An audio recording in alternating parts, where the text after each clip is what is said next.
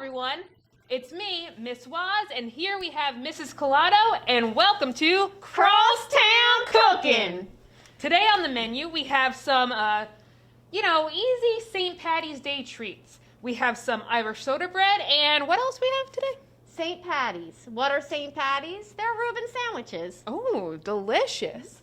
So we're going to get started by doing some Irish soda bread here. We've already preheated our oven to 375, and I'm going to add some dry ingredients. First we have 4 cups of all-purpose flour, already measured out for convenience. We're then going to add some white granulated sugar. So we have some baking powder and baking soda. Miss Collado, why do we use both of these? We need these 2 ingredients. Without these 2 ingredients, our Irish soda bread is not going to rise. So we put in both so that we get extra height and volume to our soda bread. Excellent, thank you. We also have some salt. Salt is always very important in baking because it does help to, just balance out the sweetness just a tiny bit.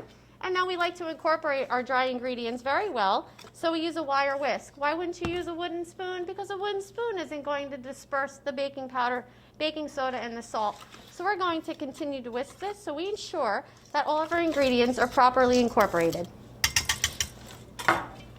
So, next, would you like to do some buttermilk and egg? Sure. Which one goes first, Mrs. Waz? First thing we're going to do is add 1 cup of buttermilk to our dry ingredients. Okay. So here's our buttermilk, and it's at room temperature. Beautiful. And then we need 1 egg. Okay, what about our margarine? Do we have to put our margarine in at any time? We're going to put our margarine in right now. The margarine does go in with the liquid ingredients. It's softened. It's very softened, so it's easy to stir it in. And then after I incorporate those ingredients and mix them really well, I'm going to add our egg.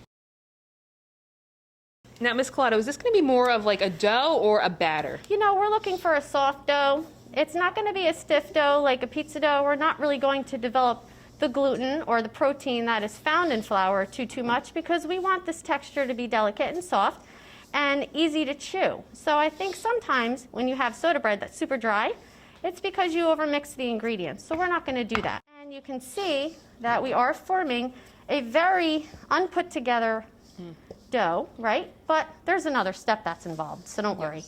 I do notice a lot of times in class, a lot of the kids want to keep mixing, and then don't realize that if you overmix, the dough is not going to be its proper consistency. Can remove as much as I can from the spoon. And then what's the next step? What do I have to do with this? So the next step says to form a dough into a round ball and, oh, I'm sorry, I lied. Turn the dough out onto a lightly floured surface, which we have here. And you're going to knead this slightly. We don't need to knead as much as it would be a yeast bread because we do not need to produce that gluten like we do in yeast breads. So I'm just gathering up all of my ingredients, and by kneading it, you really get to mix everything together. Remember, we have some margarine in here, so we want that to disperse out. And we have our buttermilk, which is keeping this together. So if I can just pick this up and press lightly, you don't want to press too hard because then it's going to be a tough product. So as long as I can form a loaf with my flour, I'm good to go. And I didn't put too much flour on the countertop because then it would be dry. Kneading actually does 3 different things. It does produce some gluten, so that way the dough is a little stretchy. It releases gases out from the dough. And it also, the big thing is, combines the ingredients better than you can really do in a bowl. And if you could see, the ingredients are all coming together, and it's forming more of a solid dough than loose pieces. Okay. What do you think? Another couple seconds? Yeah. Okay. There we go. All right. I think I'm just going to shape that. Is that a good shaped loaf right there? That looks like a good shaped loaf to me. All right. What do we have to do now? All right. So now we're going to put this on our prepared baking sheet. We have parchment paper on, so it prevents stickage on the pan.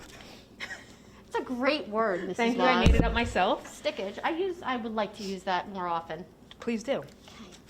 And then we need to do a kind of like an egg wash on top of this bread to help make it a little more golden brown in the oven. So we have some buttermilk and some melted butter. The butter is going to help it to be nice and golden brown in the oven. You know what I love about this recipe? It says that while we're baking it, we can keep doing this to the loaf of bread while it's baking. So we can continue to put this buttermilk butter mixture on top as it bakes. And I know the recipe calls for an X, but I really love Crosstown Cooking. So I think I'm just going to put a heart instead of an X for a little steam escape. We're just going to draw a heart.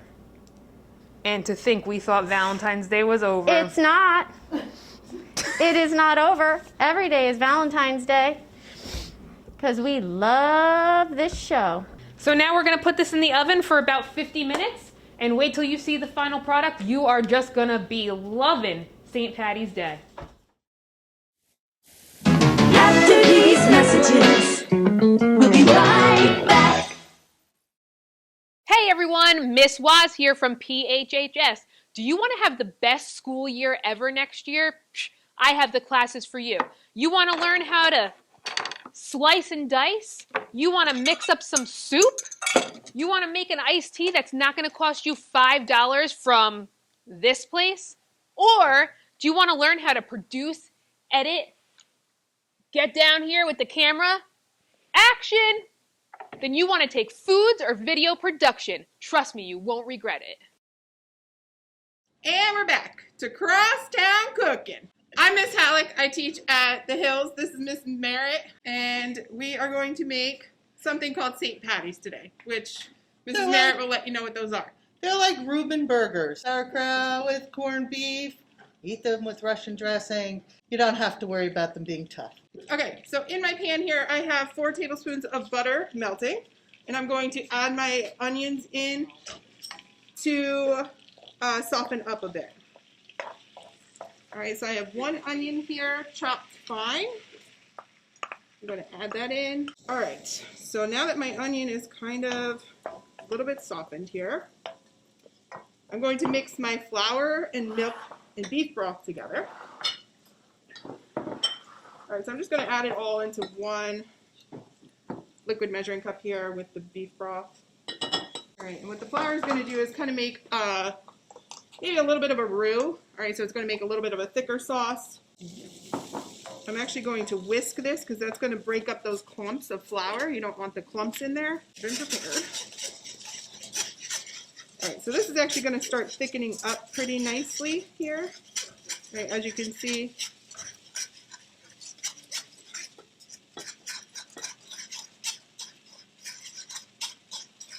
All right, and then we're going to add in our sauerkraut, all right, which is chopped fine as well, kind of minced.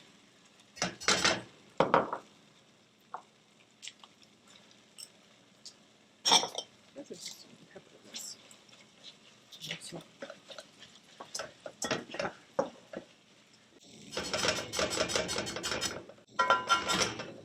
I'm going to go back to the wooden spoon here because it's just easier to stir, and when you're using a wooden spoon on the stove, it's not going to get hot. All right, and I'm going to add in my corned beef.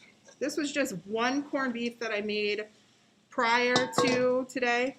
All right, I actually put it in the slow cooker with enough water to cover it, some garlic, whole peppercorns, the seasoning packet that comes with the corned beef, and I think that was it.